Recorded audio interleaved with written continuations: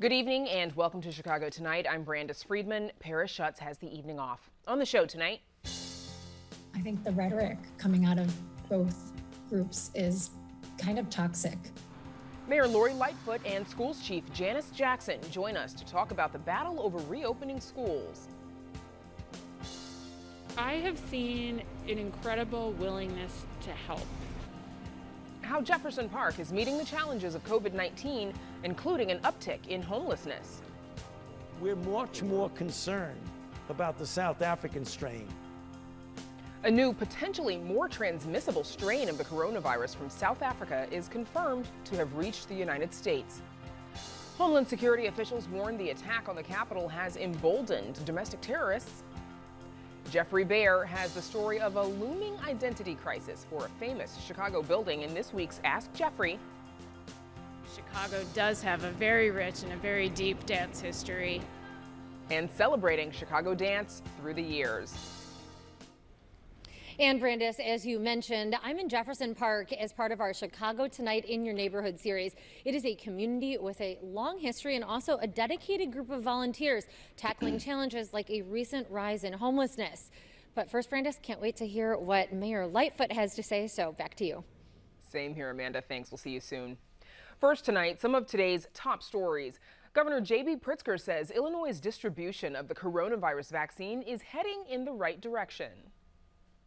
We're going in a good trajectory, and I really believe that, I'm excited, frankly, about the fact that between the Biden administration's increase in the number of doses and our build out of all of these facilities to deliver those doses, you're seeing the effect of that in the record number of doses administered yesterday. This comes as the state reports administering nearly 56,000 COVID-19 vaccinations yesterday, a record high. In total, the state has administered more than 829,000 vaccinations.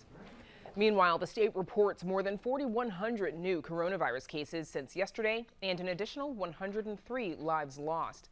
Illinois has now recorded more than 1,116,000 cases and 19,067 deaths since the onset of the pandemic. The Cook County Board is calling on the federal government to implement immigration reform. The Board of Commissioners approved an immigration resolution today asking the Biden administration to reverse policies enacted under President Donald Trump and to start new initiatives to protect immigrant communities. Cook County Board President Toni Preckwinkle says she'd like to see more empathy in the county's immigration system.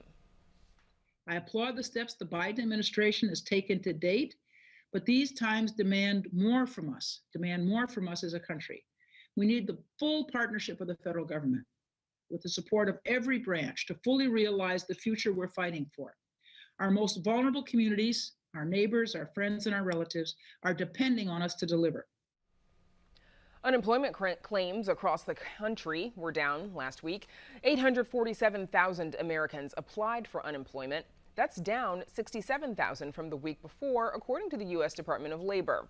But the Illinois Department of Employment Security says unemployment rates were up in December across the state. Chicago saw 10% unemployment. In-person classes were canceled again today for Chicago public school students who were attending in person. This as the battle over school reopening is being fought between the district and the teachers union. Pre-kindergarten and special education cluster students were given the option to come back to the classroom earlier this month.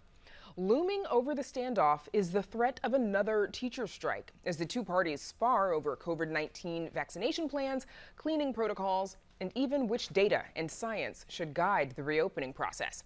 About an hour ago, I spoke with Mayor Lori Lightfoot and Schools Chief Janice Jackson. I began by asking Dr. Jackson, how close is the district to a deal with the teachers union, and what are the major sticking points right now? As I've said this week, we are trying our best to make progress. I think there's no reason why we can't have a deal and see our students back in the classroom on Monday. I know so many students and parents have expressed how excited they are about that opportunity. And so that's what we're planning for. With regard to the union, I think some of the sticking points that we've been talking about for the past few weeks related to testing, vaccination, and accommodation still are outstanding, but we're going to continue to work hard because we know what's at stake, and that is making sure that our kids get a quality education. Mayor or Dr. Jackson, at what point does either or one of you arrive at the bargaining table to close the deal?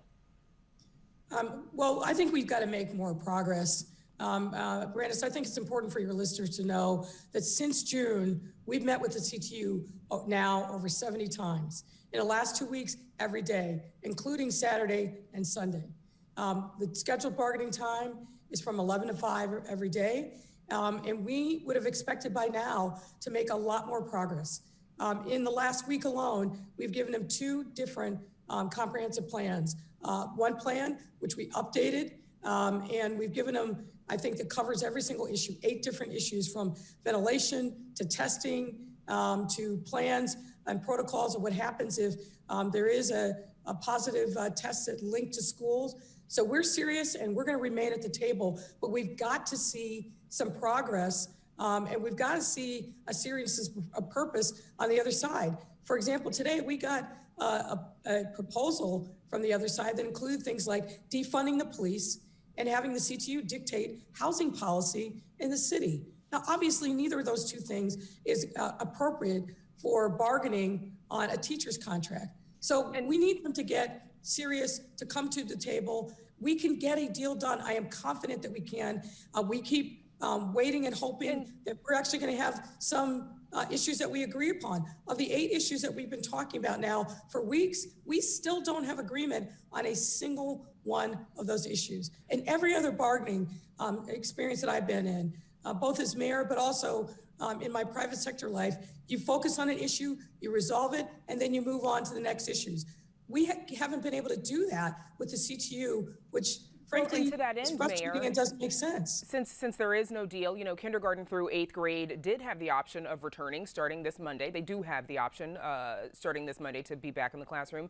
But even a large group of aldermen have called on pushing that date back a week. Dr. Jackson, is that something you'd consider to avert a strike and get a deal done in the interim? Yeah, as I stated earlier this week, we remain steadfast in the fact that schools should reopen for students on Monday, February 1st. So we're still there. We're committed to that date. I think that the district has gone above and beyond from a planning perspective, as well as all of the planning that has been happening at the local school level. We have proven, let us not forget, school has been in session for the past 3 weeks with students in our cluster program and students in our pre-K program, and we have been successful. We plan for various scenarios. We've been able to implement our plans with fidelity. We know that we can do that for our kindergarten through 8th grade students, and that's what we intend to do starting this Monday. Even then, Dr. If I can add, Brandis, let's also know that we're talking about this in the context of case rates dropping, positivity rates dropping. All of the metrics that we follow and we've been following since March of last year are all trending in the right direction. And to those aldermen said, let's kick the can down the road and give more time, 70 times that we've met and multiple times over the last 2 weeks, we can get a deal done if there's seriousness, a purpose, and putting our kids first at the table. And that said, Mayor, Pardon me? I was just going to add, that said, you know, the CTU is calling for teachers to be vaccinated, more teachers to be vaccinated before reopening. Why not? What could happen if you were to wait for 50%? No, why not? We have a comprehensive plan for getting teachers vaccinated, which we've had on the table for quite some time. But we've obviously got to do it in the context of the reality of the limited supply of vaccinations and all the other frontline workers who have actually been out in the public. Grocery store workers, sanitation, librarians. I mean, the list goes on and on. Absolutely, we want to prioritize teachers, and we have a plan to do that.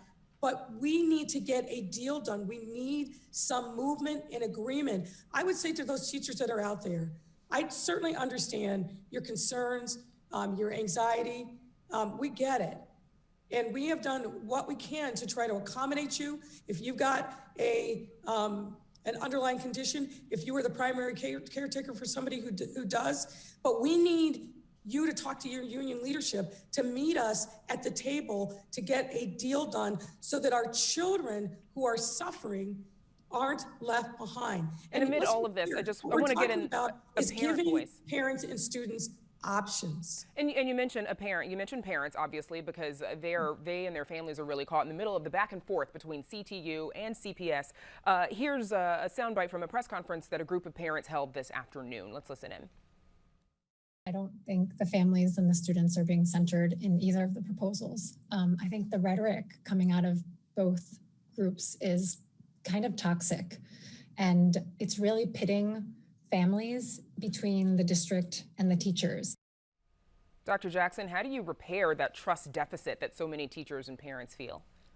I think as a school system, we're always working to maintain and increase the trust and the relational trust that we have with our students and families. But what I would say to all of our families is that we know that the parent voice is extremely important, and it is our job to try to amplify that. And as I've stated before, not just the parents who agree with me or agree with any one side, this plan calls for a choice for everybody. I understand that there are parents who are not yet comfortable sending their students back to school. They have a choice. We have remote learning. We will continue to make investments in planning to make sure remote learning is as strong as possible. But we also know that there are parents that have been very clear that remote learning is not working for their students. We hear stories of students who were doing well in school and now they're struggling. We see the data and we see that African-American students by far are being left behind with this plan. And so as the leader of this school system, I don't have the luxury to just agree with the people who agree with the stance we're taking. I have to be responsible for all of the parents in this large, diverse, and complex district. And right now, we have 77,000 parents. That's twice the size of the second largest school district in Illinois, saying that we need a choice. And it's our job, all of us, the mayor, myself, our principals, our teachers, to do something about it. And that's what we intend to do on Monday, February 1st.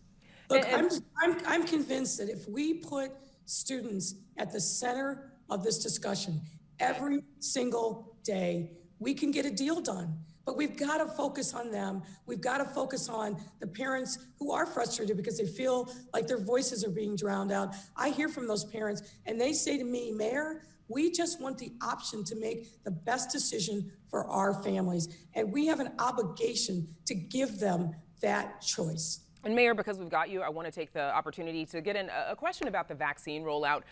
According to the state, about 160,000 vaccines have been administered in Chicago. 1.4% of people have been fully vaccinated. Obviously, there's been widespread confusion over the patchwork approach. I even saw some teachers on social media today frustrated with sort of the feeding frenzy and difficulty at getting a vaccine. Do you believe there's a more efficient way to do this, or is it just a matter of we need more vaccine? I have to say, I would reject the notion that it's a patchwork approach. Far from it. If you actually look at our plan and you listen to the many things that Dr. Arwady, our great public health commissioner, has said, we have a plan that is centered around equity, making sure that we are reaching those now in 1B, those essential workers, those frontline workers. There's a very good way in which they can sign up and get vaccinated. We've done a great job of getting our healthcare workers vaccinated. More to do there for sure, but it's not a patchwork. It's a plan. And what the biggest challenge is, we don't have enough first doses coming in. Week after week, we're seeing less first doses than the week before. Now, the Biden administration has just announced this week that they're going to be freeing up additional doses that will increase it for 3 weeks. And Mayor, you spoke with the Vice President this week. You spoke with the Vice President this week. Were you able to ask her to send more vaccinations to the cities, especially for teachers? So my conversation with the Vice President was actually over a week ago. We certainly talked about a range of issues, but I've been in contact with the Biden administration folks who are running the COVID-19 response, and I've been very, very vocal about the fact that we need more vaccines, and that's an issue that's shared not just here in Chicago, but across the country. As mayors, we've been very vocal that we need to get more first doses in order to meet the need that is out there. So we built a very good system. We have the logistics set, but we need more vaccine. If we got more vaccine, we would take care of a lot of these other challenges. Okay, best of luck to you, and our thanks again for joining us, Mayor Lori Lightfoot, School CEO Dr. Janice Jackson. Thank you. Thanks. And we're back with more right after this. What can you tell us about how Chicago small businesses are doing? These are more than just shopping centers for the community. They're gathering places where they maintain their culture.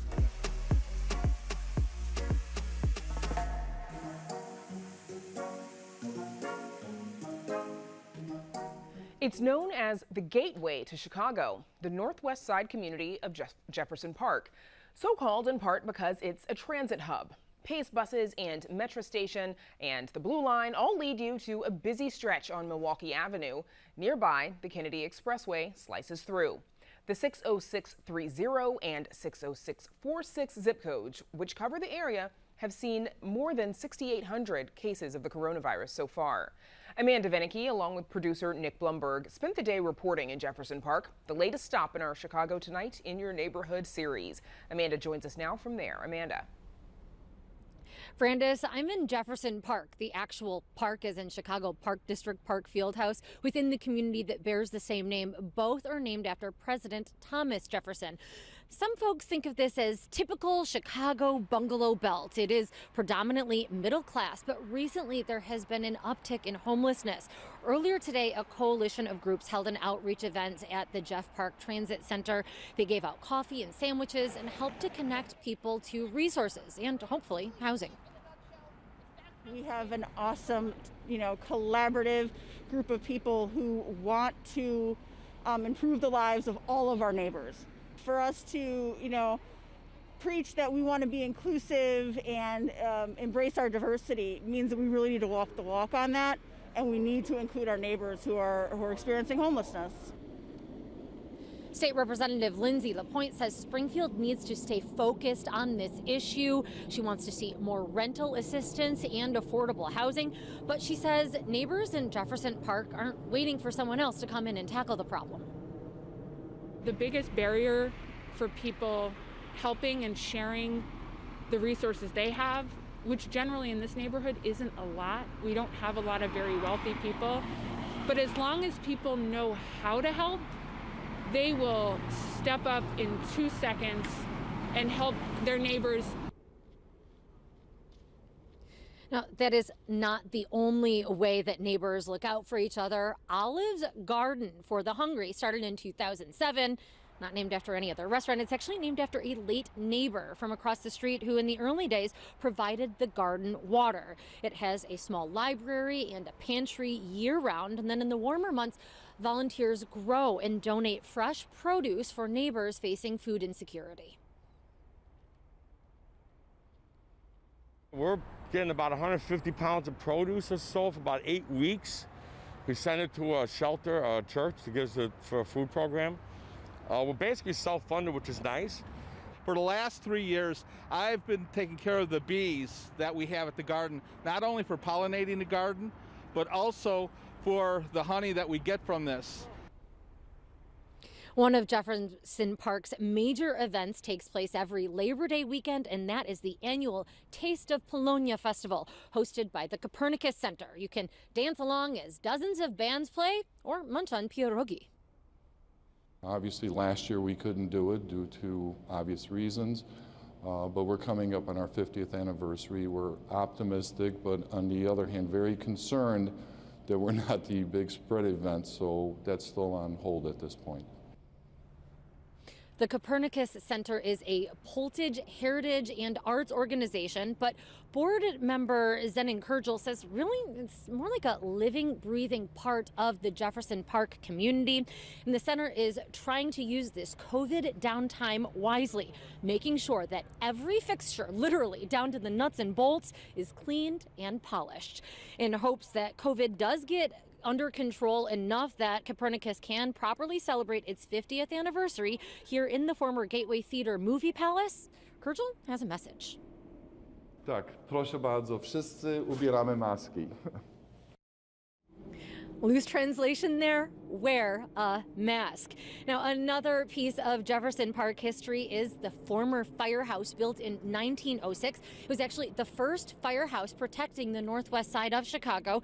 It has been vacant for a decade, though, and just yesterday, the Chicago City Council approved a plan to redevelop the building with apartments upstairs and then on the ground floor, lake effect brewing and tap room. That is welcome news to neighbors who fear that this already run-down building is deteriorating every day.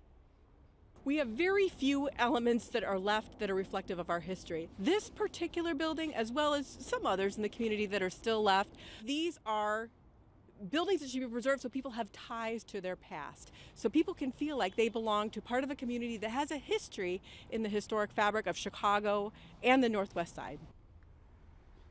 The Gale Street Inn on Milwaukee Avenue, across from the Jefferson Park Transit Center, has been another neighborhood mainstay for decades. It's known for its baby back ribs. They are a little different, not over-smoked and not tuggy, you know, fall off the bone, which is kind of what they were doing back in the early 70s. But these days, George Karzis is not focusing on the past. He is adapting, and Gale Street Inn, outfitted now with screen guards and air filter systems, is too. Jefferson Park is up and coming. It's on the rise. There's 300 to 500 apartments slated for the area within walking distance of where we're sitting today. We're going to come out of this looking a little bit newer than what the older model was. I'm not waiting for anything to come back. I'm looking forward. Still, even though indoor dining is now allowed, Karzis is expecting that he's going to get another round of PPP money, and then he will continue with curbside service only until spring, when it is warm enough. He hopes that he'll be able to serve food on the Gale Street Inn's patio. Now, Brandis will be back in just a little bit with State Senator Rob Martwick, but for now, back to you. Amanda, stay warm. We'll see you soon. Thanks. And now to Phil Ponce with a look at new variants of the coronavirus. Phil. Brandis, just as COVID vaccines have raised hopes about a return to something like normalcy, new strains seem to be spreading more easily and maybe more deadly. Today, health officials in South Carolina confirmed the first known cases of the South African variant in the United States. Here's what Dr. Anthony Fauci said about new strains yesterday at a CNN town hall. We're much more concerned about the South African strain. We are already working with the companies to make what we would call a booster potential of getting the same vaccine, but only sticking into it what would be expressing the mutant that you see in South Africa. So we're already trying to stay 1 or 2 steps ahead of the game. Joining us to help us understand these latest developments is Dr. Susan Bleasdale, Medical Director of Infection Prevention and Control at UI Health. Dr. Bleasdale, thank you for joining us. And first of all, why this concern that Dr. Fauci and others are expressing about the South Africa variant? Well, thanks for having me. And I think some of the concern is that there may be a subtle change in the protein that some of the vaccine has been directed against. And there's some preliminary data that suggests that maybe the current vaccines that are available may not have the same protection for this subtle change in this variant strain. So this is preliminary data, but it's of concern, and it's important that we're working on options immediately so we can help to make sure people are protected. Doctor, to what extent can existing vaccines be tweaked to account for these subtle changes that you talk about? Well, I think the wonderful thing is that right now, it's been a year since the first case in the United States, and we have 2 vaccines that are available for emergency use and one additional one that is in the queue that will likely become approved shortly. And so, the technology and the science that has been made available for this advancement in such a short period of time to allow these vaccines to be studied, evaluated, and found to be both efficacious and safe, we have the technology to be able to very quickly adapt. Similar to what we have with the flu vaccine. So the flu vaccine, it is changed every year based on the changes in the flu virus that is circulating around the globe, that they anticipate it, they change it subtly, and then we have our new vaccine that's available. The benefit that we have is the vaccines that are available for the COVID-19 infection are much more effective than the flu vaccine that we have. And so subtle tweaks in the way the vaccine is designed can be quickly done and quickly evaluated to see that it is efficacious, and we likely will have a booster vaccine that might give that extra protection that we need if there really is a change in the response with this variant that we have. Other variants that are in the news are the ones from the United Kingdom and also the ones from Brazil. What do we know about these? Well, we do have information that they have evaluated the variant in the UK, and it does appear that the vaccines are going to be able to provide protection against that variant. So this is good. And then again, the data is early on the South African strain. And now in the strain in South America, we have some concerns that there might be a change in the response. But overall, there is likely going to be some protection from the vaccine. So it's really important that we still progress forward with the vaccine that we have available, because again, 95% efficacy for the 2 vaccines that are currently available is very high. And if we have a little bit of decrease from that, there's still likely to be some protection while we're working on a potential booster if that's what's needed. Back to the UK variant specifically, Prime Minister Boris Johnson said that he believed that there was preliminary evidence to indicate that the UK variant is potentially more deadly. Do you have any insights on that? Right.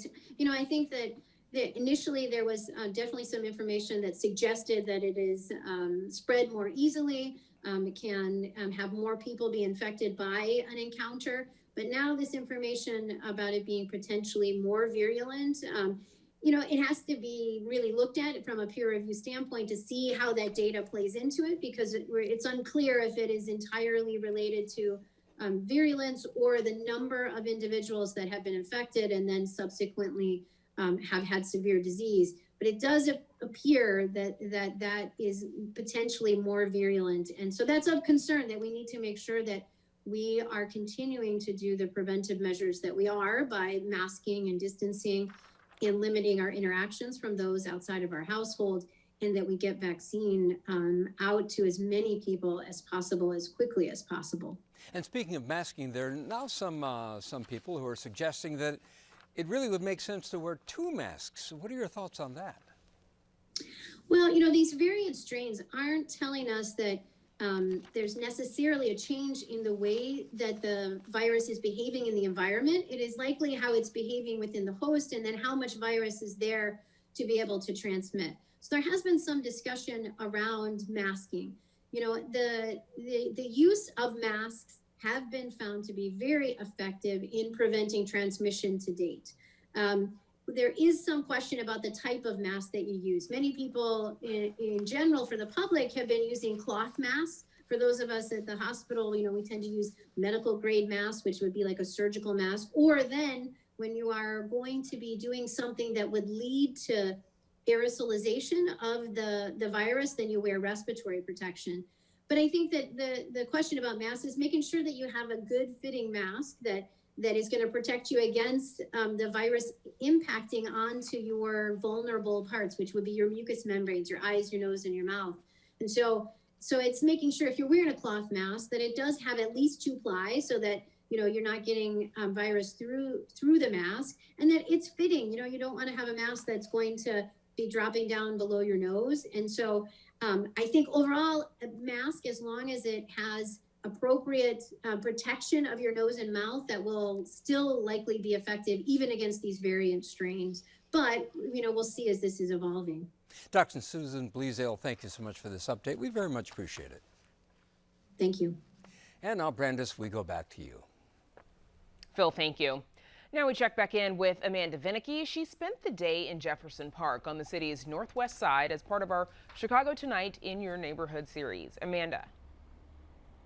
Yes, this is an area that is represented in the Illinois State Senate anyway by Rob Martwick. And so as I'm talking to you, of course, Illinois' budget, like so many others across the nation, is in dire straits. We know that President Joe Biden has said he wants to get money to communities and to Illinois. Kind of 2 questions there. Number 1, what should be done with that? And number 2, what if it doesn't come through? What are you looking at budget-wise? Well, if it doesn't come through, we've got really, really difficult choices. This puts us back to those years under the Rauner administration where we had massive budget shortfalls and critical, essential services for people who most need government's help will go without. I mean, that's what we're faced with. And those are tough budget decisions, and we'll have to work through those and prioritize. I really do hope that that aid comes through. The federal government is perfectly situated to give that aid to us. That's why we have a federal government in the first place. This will help shore up communities, keep property taxes down, and make sure that essential services are delivered to the people who need them. And we did get numbers from the feds today on unemployment, and boy, they're not good anywhere. And again, particularly in Illinois. How are you seeing that manifest here in Jefferson Park and the rest of your district? Well, unemployment claims continue to be the #1 constituent service need that we get at our office. It's the #1 volume of calls. People are still, a year later, having a challenge getting through to the Illinois Department of Employment Security, and so we're doing what we can to assist them. But it's tough, and we see it on the ground. Like you said, there's a lot of people that are really suffering. So that's why, again, we need that federal aid to get through to people so that they can stay in their homes, that they can continue to social distance, so we can get our hands around this pandemic. And just really briefly, is there anything when you get those calls that you can tell them, or not much that you can do? The IDS is overwhelmed. They are. You know, we advocate on their behalf. We continue to just constantly be another voice for them at IDIS, and we have been able to at times get through and get some of those complaints attended to, and it's been good. And I want to work in real quickly here before we have to go. One last question. Of course, you are sponsor of the CPS elected school board measure. Didn't get that through. Going to try again this time? Absolutely, and I think nothing highlights the need for it more than right now what's going on with this reopening. There are a lot of frustrated parents on either side of the issue. If they had elected accountability, someone who they could turn to and say, hey, my voice matters, that's what an elected school board is supposed to do, and that would really be appropriate at this time. Thank you so much. Once again, that was State Senator Rob Martwick. Back to you. Amanda, thank you. Yeah, a lot to talk about there, and certainly a lot with regard to schools as of late. Thank you. Still to come on Chicago Tonight, the Department of Homeland Security issues a bulletin to be on alert for domestic terrorist attacks. More about how Jefferson Park neighbors are helping one another with hunger and homelessness exacerbated by the pandemic. Jeffrey Baer has the story of an iconic Chicago skyscraper that might soon get a new name. That's in tonight's Ask Jeffrey. What I found out the more I learned about Chicago history was this was like the stopping point for everything at one point. And how has Chicago influenced some of the country's most influential dancers? We've got some of their stories. But first, some more of today's top stories. Governor J.B. Pritzker says the state will be receiving additional funding to assist with coronavirus vaccine distribution. We had some really great news today from the federal government, from FEMA, that the state of Illinois will be receiving $43 million additional to help us with vaccinations, and that'll be put to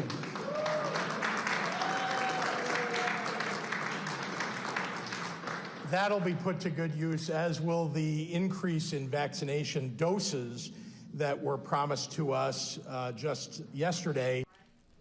This comes as the state reports administering nearly 56,000 COVID-19 vaccinations yesterday, a record high.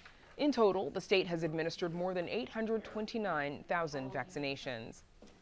And Governor Pritzker will send around 500 Illinois National Guard troops to the U.S. Capitol. At the request of the National Guard, the members join roughly 7,000 others in D.C. This comes after the Department of Homeland Security issued a national terrorism warning of possible violence by domestic extremists after the January 6th riot at the Capitol. And we'll have more on this bulletin in just a few moments. Suburban Cook County renters will now have stronger legal protections. The Cook County Board of Commissioners passed an ordinance blocking landlords from locking tenants out without proper eviction notices. It also protects owners from property destruction and abandonment. Advocates say it guarantees fair security deposit returns and creates a consistent eviction process. The anti-lockout provision takes effect immediately. The rest of the ordinance takes effect June 1st. The Department of Homeland Security is warning Americans of domestic terrorism threats. The agency cites the recent attacks on the U.S. Capitol and extremist ideologies shared online for releasing the advisory. The department's National Terrorism Advisory System bulletin released yesterday reads, quote, information suggests that some ideologically motivated violent extremists with objections to the exercise of governmental authority and the presidential transition, as well as other perceived grievances fueled by false narratives, could continue to mobilize to incite or commit violence. The bulletin extends through April 30th. Joining us to provide his perspective on the alert and domestic threats is Tom Makaitis, a security and terrorism specialist and a professor of history at DePaul University. Tom, welcome back. Feels like we just talked about this some weeks ago, perhaps before that insurrection, but what is the Department of Homeland Security basing this bulletin on? Well, I think all of us expected that there would be violence once these extremist groups exhausted their last legal avenue, if you want to call it that, which was to try and get former Vice President Pence to to not receive the results of the election. And we saw that on January 6th. We dodged a bullet on the 20th. I expected there would be trouble. But as I've said, they're still around and they were emboldened by what happened on the 6th. And we simply cannot maintain the level of security we have around the country on the 20th. So I think they have not accepted the results. They're still out there, and I expect we're going to have trouble from them. How has the National Terrorism Advisory System been used in the past? Has it been primarily used for foreign threats? That's correct. It was created after 9/11 along with the Department of Homeland Security. And the most recent example is a warning went out a week or so before the inauguration, warning of a potential threat from Iran. And that's typically been the case. And we've been very focused on international terrorism and have really not paid nearly as much attention to the domestic threat. Now it's risen to a level we simply can't ignore it.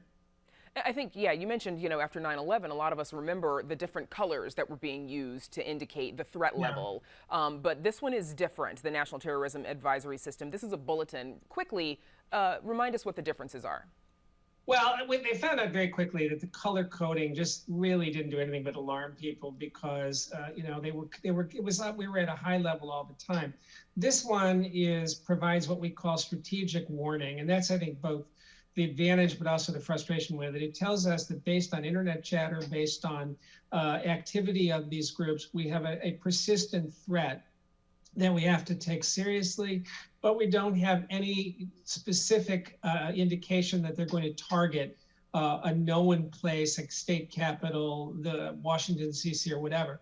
That makes it a lot harder to counter, but it puts local law enforcement and state and local authorities on alert that they need to be on the lookout. It also warns ordinary citizens that in certain high-profile target areas like state and national capitals, that they have to expect that there could be trouble. What are the unique challenges that threats from within the country might pose to security officials? Well, the groups that we're most worried about are the armed militias because they have the weapons, the training. Some of them are former military and former law enforcement. Some of them actually are active duty, which is a growing concern. But they live among us. They could be your neighbor. They could be the person down the street. They blend in more easily. They know the society very well. They're very hard to track. I'm less worried sometimes about the groups themselves than I am about the lone wolf wannabes who follow them. If you think of Kyle Rittenhouse, not particularly affiliated with anything, but just showed up with his assault rifle and ended up killing 2 people. That's another level of threat. We not only have to worry about the groups, we have to worry about the motivated individuals who ascribe to the ideology, but are not affiliated with any organization. What's fueling these domestic threats? The bulletin points out false narratives, racial tension, and backlash over COVID-19 restrictions. All of the above. I think we have a crisis of democracy in that the consensus around the electoral process has been eroded by the previous president and his enablers who have fomented what the Nazis used to call the big lie. The idea that reality is other than what is verifiable. It's what the leader says. And the notion that the election has been stolen, along with various other QAnon theories of conspiracies and the deep state and everything else, that they just don't accept the legitimacy of the established political system unless it's led by somebody they want. And that's part of it. And yes, there's an element of white supremacy here. They are very hyper-focused on Black Lives Matter. And it's not an accident that many of these anti-government groups were very briefly pro-government when Trump was in office, showed up at Kenosha, showed up at Black Lives Matter rallies elsewhere. and have opposed them. And they're going to be around for a long time until we start, having a domestic terrorism law and perhaps moving against them, in all kinds of ways, such as, taking away their Twitter accounts, their online fora and everything else. But that's very hard to do.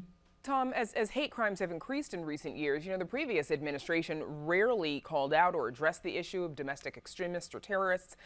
Is this bulletin a signal that the Biden administration is going to take those more seriously and tackle that problem head on? I think there's no question about that. I think one of the most pernicious things that happened in the last 4 years is the groups. We saw a dramatic increase in both the groups themselves and the number of members when Barack Obama was elected in 2008, and that shows you the underlying racism.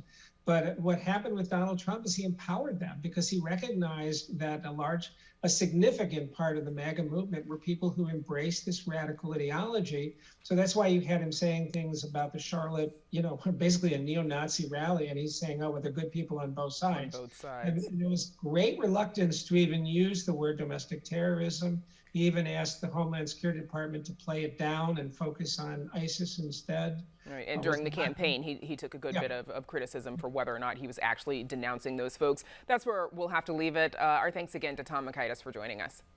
Happy to do it. And now we check back in with Amanda Vinicky. She spent the day in Jefferson Park on the city's northwest side as part of our Chicago Tonight in Your Neighborhood series. Amanda. Yes, Brandis, Pastor Jackie Belisle is head of the Eden United Church of Christ. And earlier today, you were part of a group of people who were trying to take action in the face of rising homelessness in the area. How have you seen that, recognized that as a problem? What are you doing about it? Yes, I've been so blessed to be a part of the convening of the working group on homelessness in Jefferson Park. We brought neighbors together who care about making a difference, who care about assisting the homeless siblings who are here to access the services that they need. But we're approaching it in a really unusual way, I think, or maybe it should be more usual. And that is just a real relational, on-the-ground, building relationships.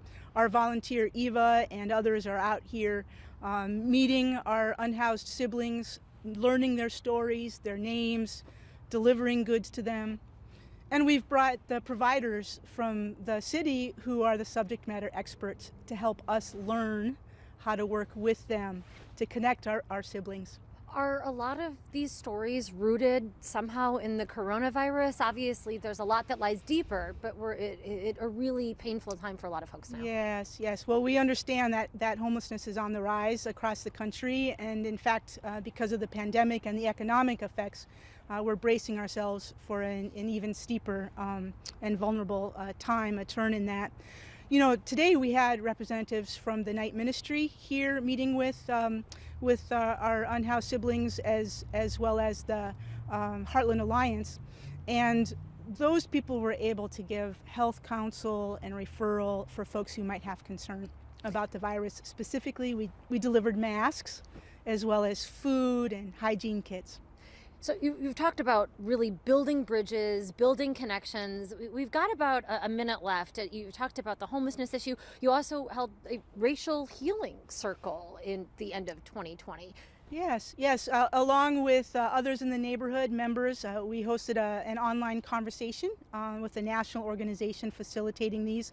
We're really focused on building relationships in a way that honors sharing stories and respecting other people's values. We may not agree on everything, but my congregation is leading the way with other neighborhood organizations who care about bringing people together to solve problems, even when we don't agree on everything. Well, we thank you for your commitment, your service, your bridge building. Once again, that was Eden United Church of Christ Pastor Jackie Belisle. Brandis, back to you. Amanda, important work. Thank you.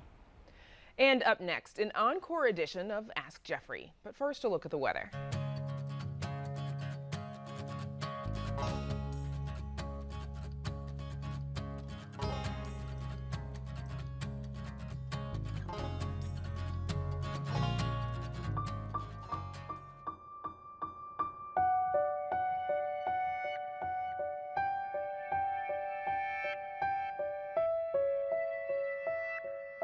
An iconic Chicago building could soon be facing an identity crisis.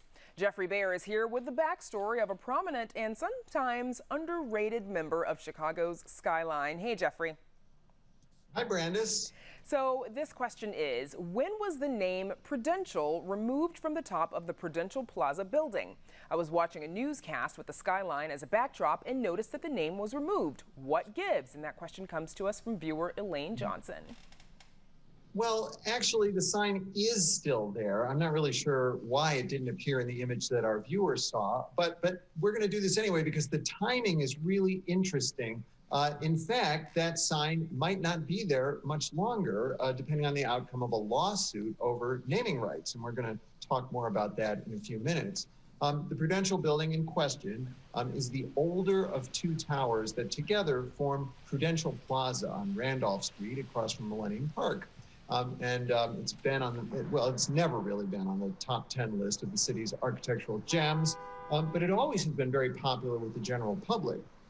The Prudential building was the tallest in the city when it was completed in 1955, and it was the first high-rise built in Chicago after more than a 20-year-long gap in skyscraper construction that started during the Great Depression and continued beyond World War II. One reason behind the popularity was its observation deck and restaurant. People of a certain age might remember that. It overlooked Grant Park and Lake Michigan. Here's a home movie that was shot from up there in the late 1950s. The Tribune reported that 1.5 million people visited the observation deck in its first 3 years of existence. But it actually closed many years ago. Now, notice that what is today Millennium Park was then a huge Illinois Central Railroad yard. In fact, the Prudential building itself was even built right on top of the tracks using air rights, which is the same thing for virtually all of Illinois Center today, built on air rights over the tracks. The Prudential building really stood out on Chicago's skyline back when it was built, especially if you were looking north or east from the Loop. Take a look at this shot from outside the Art Institute, and look at how empty the surrounding area is today. Of course, that area is full of skyscrapers and condos. So much has changed in the last 65 years. To Prudential Plaza, which is the taller, pointy-topped tower in this picture right behind the original building, opened in 1990. And then there's the sign. In historic photos, you'll notice the original sign was this super cool mid-century modern red, and it was a sans serif font, whereas the current sign is blue with serifs, and it's accompanied by the Prudential logo. So I guess branding trumps style, sadly. The Tribune reports that the sign was swapped out in 1998. Here you can see one of the new letters being hoisted by helicopter to the top of the building. Wow, it's very cool to see that difference between then and now. But Jeffrey, there's another bit of Prudential branding that I'm guessing it's going to be a lot harder to alter. Right, literally etched in stone. This famous carving of Prudential's logo, the Rock of Gibraltar. It's visible from street level at Randolph and Michigan Avenue. So this big bas-relief was designed by a very famous local sculptor named Alfonso Iannelli. Here you can see the installation in progress in 1955. It's possible that one of the men in the photo is Iannelli himself, because we know that he was on site for the final touch-ups to the piece. Iannelli had come to Chicago to work with Frank Lloyd Wright on Midway Gardens, which was kind of a big entertainment club or outdoor beer garden on the south side. Iannelli designed ornamental statues, including the famous sprites that decorated the grounds. Like many others, Iannelli ended up clashing with Wright, and they never worked again together. But Iannelli did stay in the Chicago area. He set up a studio in Park Ridge and designed everything from this Sunbeam coffee pot to public commissions in Chicago and elsewhere. Notably, at the Adler Planetarium, Iannelli's created these bronze bas-reliefs of the 12 zodiac signs, which circle the building. Some of them are visible outside. Others are now actually on the interior of the museum since it was wrapped with a glass addition in 1999. And Jeffrey, before we let you go, you mentioned that the signage of the Prudential sign it's tied up in a lawsuit. Indeed, Prudential haven't owned the building since 2000, but they have still got some offices in the building, and they leased the naming rights in a deal that ran out earlier this year. So at that point, Prudential opted to accept a $10 million buyout of their expired naming rights. That was in March, but they say the building's owner has not paid the money, and they've demanded that their signage be removed. So we're going to see how that plays out in the coming months. But like many Chicago high-rises in recent years, the Hancock Building, the Sears, Willis Tower, it might take a few years before Chicagoans start calling the Prudential Building anything else. Old habits die hard. Jeffrey Bear, thanks so much. My pleasure. And don't forget that you can visit our website for more details about the history of Prudential Plaza. And while you're there, don't forget to submit your own question to Jeffrey Bear. That's at WTTW.com/AskJeffrey. Ask Jeffrey is brought to you in part by BMO Harris Bank. Wow, you ready? Yeah, let me just grab my wallet. Uh-oh, I've seen this before. Wallet way too big, skinny jeans too skinny. I'll just carry it.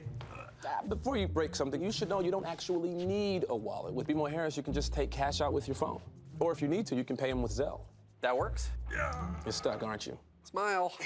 Woo! Those jeans are way too tight. That feeling you get when no wallet is no big deal. That's the BMO effect. The Chicago Dance History Project is living up to its name in its first ever interview marathon, comprised of more than 40 dancers, choreographers, and artistic directors. Arts correspondent Angel Edo spoke with a few of the Chicago-based companies to give us an idea of what can be expected from Sunday's marathon. In a 7-hour live interview marathon, dancers from across the country will reflect on Chicago's impact over the course of their dance careers. The point is to amplify voices that aren't necessarily heard and to spotlight topics or people working in the field tirelessly for decades. It's an oral history initiative coordinated by Janae Kutcher of the Chicago Dance History Project. The purpose is to not only share the stories of dancers that have impacted the city, but to document it for future generations. CDHP started because we realized that we didn't even know the history of dance in this city. And so I see the project as learning alongside everybody else. When people think of dance, they think of dance in New York, but it really couldn't be further from the truth. Chicago has been a hub of dance activity for quite some time. Brill Barrett of Mad Rhythms, a black tap dance company, is one of the featured interviews. Tap dance gave me a life. Born and raised on the west side of Chicago, and if it wasn't for tap dance, I'm not sure what my life would have turned into. And to say I turned around and gave that back. Like the whole Mad Rhythms, making a difference, dancing rhythms, that's what it means, because that's been the goal since me and Trey Dumas started this company 20 years ago, is to constantly stay rooted and connected in the community, and to always, like, we now have, 20 years later, we now have professional members who started in our school as children at 5 and 6 years old, and now they're in our professional company. So we also created a pipeline. Founder Lou Conti of Hubbard Street Dance Chicago will share how he got his start, leading up to how he founded the company. That's when I came back to Chicago in 1972 and decided to make Chicago my home. Because I had been in and out of Chicago many times since I had been 18. I was 29 when I came back that time. So for 10 years, I was in and out. National Company of Cabaret, National Company of Succeed, Summer Stock, all kinds of different work things. And always loved Chicago. I just always loved Chicago. With additional 15-minute conversations geared toward group discussions, CDHP intends to touch on dance education on the South Side, the value of artistic directing, and the future of dance in Chicago. I hope that also the interview marathon illustrates, especially in this time, you know, that we're still here, even though we may not be performing on stages and gathering together in that way just yet. We're keeping the traditions of dance alive by passing on the history and passing on the stories, one person to another, just like we always have been. For Chicago Tonight, I'm Angel Ito. And after reporting this story, Chicago Dance History Project asked Angel to interview Kutcher as part of Sunday's event. The interview marathon can be live streamed Sunday starting at 11 a.m. You can visit our website for more information. And that's our show for this Thursday night. Don't forget, you can stay connected with us by signing up for our daily briefing. And you can get Chicago Tonight streamed on Facebook, YouTube, and our website, WTTW.com/news. You can also get the show via podcast and the PBS video app. And please join us tomorrow night at 7 for the Week in Review. And we leave you tonight with more from Mad Rhythm's Brill Barrett and his tap dancing. Now for all of us here at Chicago Tonight, I'm Brandis Friedman. Thanks for watching and have a good night.